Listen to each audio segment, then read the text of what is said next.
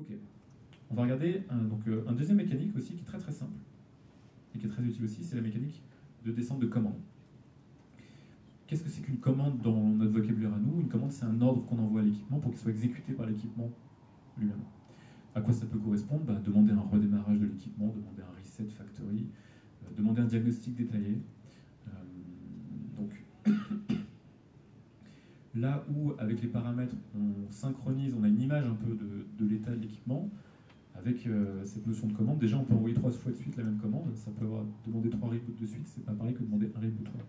Alors que demander si je dis 3 fois au device, mets ton log level à debug, mets ton log level à debug, vous voyez un peu, c'est pas exactement la même mécanique. Donc là on demande plutôt à l'équipement d'agir, et il peut nous faire un retour aussi, il peut nous fournir de l'information, typiquement voilà, on peut avoir un ordre de demande de diagnostic, et récupérer en retour quelque chose de très détaillé. Et donc là, on va retrouver un peu la même idée que sur la gestion de configuration, c'est que nos équipements ne sont pas forcément joignables en permanence. Parce que là, encore une fois, on parle des protocoles haut niveau. Donc la commande peut être mise en attente jusqu'à ce que l'équipement soit disponible.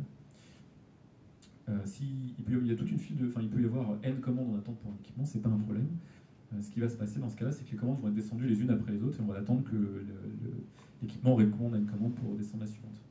Et puis on peut, donc pour envoyer une commande, je ne l'ai pas dit, mais c'est vraiment toute la logique de la c'est via les API REST, vous allez faire un appel de mise en attente, d'envoi d'une commande vers un des devices, spécifiquement.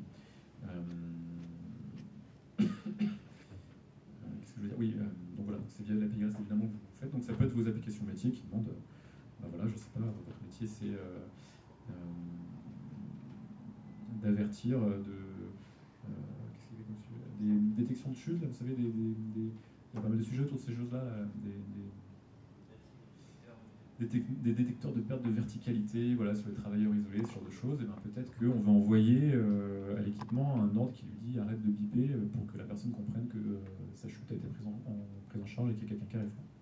Voilà, on peut avoir ce genre de choses. Donc peut-être que c'est votre application métier qui connaît toute la logique de la gestion de chute et d'accidents sur les travailleurs isolés, et qui va à la fin faire des appels sur les API de device management en disant moi je vais envoyer une commande qui s'appelle alarme acquittée à mon device.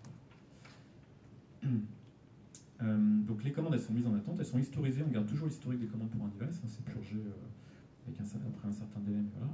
Et vous pouvez mettre aussi pas mal de détails, c'est quelque chose qui a été introduit il y a quelques mois, sur une commande pour...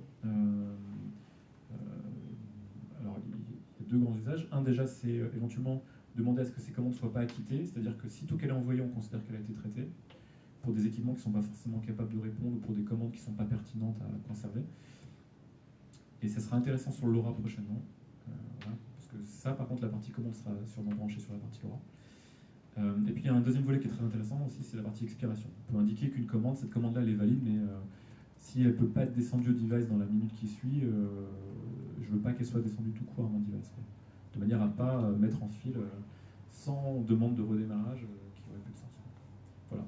Sachant que tant que la commande est côté backend, LiveObject, vous pouvez toujours venir l'annuler ou la supprimer.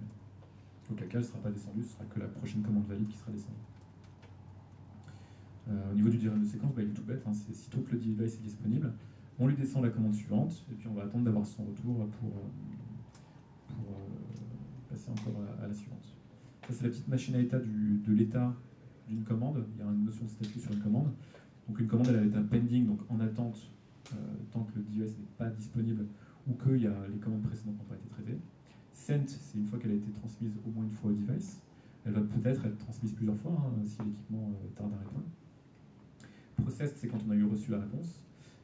Et cancelled, c'est quand elle a été annulée par l'utilisateur ou du fait d'une expiration. Voilà, et donc là, qu'est-ce que... Alors, il faut que je me rappelle de ce que fait cette application. Je crois qu'on peut envoyer une commande buzzer, je crois. Donc une commande, en fait, qu'est-ce qu'on va retrouver? C'est quelque chose de très libre. Donc LiveObject ne va pas comprendre la valeur de votre commande. Tout à l'heure, on disait, on peut imaginer une commande reboot ou une commande acquittement d'alarme de perte de verticalité. Nous, on fournit un objet très libre. Voilà, il y a une notion d'event, alors qui a un nom différent. Enfin, il y a une notion de requête, c'est le verbe qu'on appelle, Et puis après, on peut passer un objet de paramètre, voilà, enrichissable dans les API. Donc c'est ça qui va être descendu tel quel au device, qui lui-même va répondre pareil avec un objet de résultat. Donc tout ça, c'est pas là au niveau de la logique, c'est stocké, et vous pouvez du coup avoir votre data model de commande à vous, quoi. Et donc là, par exemple, genre, je sais pas si ça va être très visible, je sais pas si ça va faire du bruit, voilà. Donc je vais mettre en attente cette commande. Et il m'a fait un petit toaster Android en bas, voilà. Bon, c'est pas très adapté des mots comme ça, mais si vous ne croyez pas, je pourrais vous le faire devant vous tout à l'heure. Voilà. Mais donc là, parce que mon équipement est connecté, c'est pour ça que ça a été reçu immédiatement. Donc là, j'ai déconnecté mon device, et par exemple, voilà, je demande de répéter cette commande. Donc actuellement, la commande, là, elle est pending. Je vais reconnecter mon device. Tac, voilà, ça y est, elle a été traitée. Est-ce que j'ai une réponse? Non, il n'y a rien dans la réponse.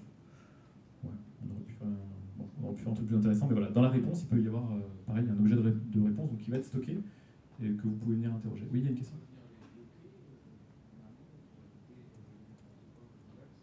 C'est-à-dire...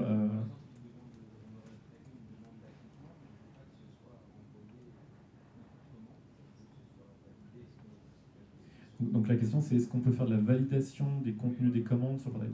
Donc non, il n'y a pas de métadescription de votre dictionnaire de commandes. Alors, en fait, l'idée...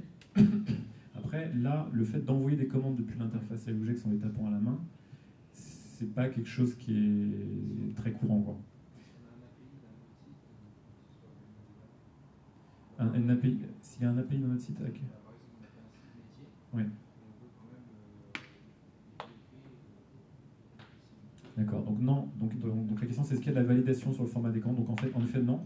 Alors, voilà, ça, c'est les avantages et les inconvénients d'être passe-plat et pas métier. C'est-à-dire qu'on vous permet du coup de transmettre quoi que ce soit. Si demain vous avez un nouvel équipement qui supporte une nouvelle commande, bah, immédiatement vous allez pouvoir la transmettre.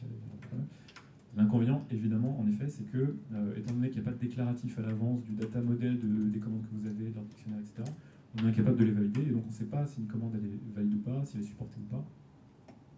Donc, ce qui se passe sur les cas réels, c'est qu'en fait, c'est votre back-end métier plutôt qui va faire ces appels-là. Donc, c'est votre code à vous qui fait ces appels-là. Déjà, ça veut dire qu'il n'y a pas l'erreur du fait que ce soit tapé à la main, qu'il y ait des majuscules ou des minuscules ou des espaces ou que sais-je dedans. Mais quelque part, c'est à vous aussi, ça va être votre responsabilité à vous, qui est l'application métier, de valider ce que vous transmettez.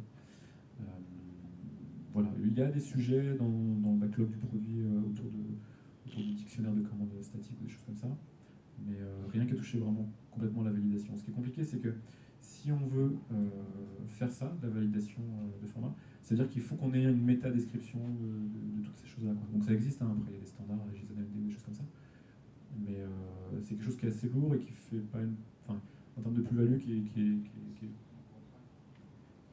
ça devient une contrainte. Ouais, ça devient une contrainte pour certains, mais bon, voilà,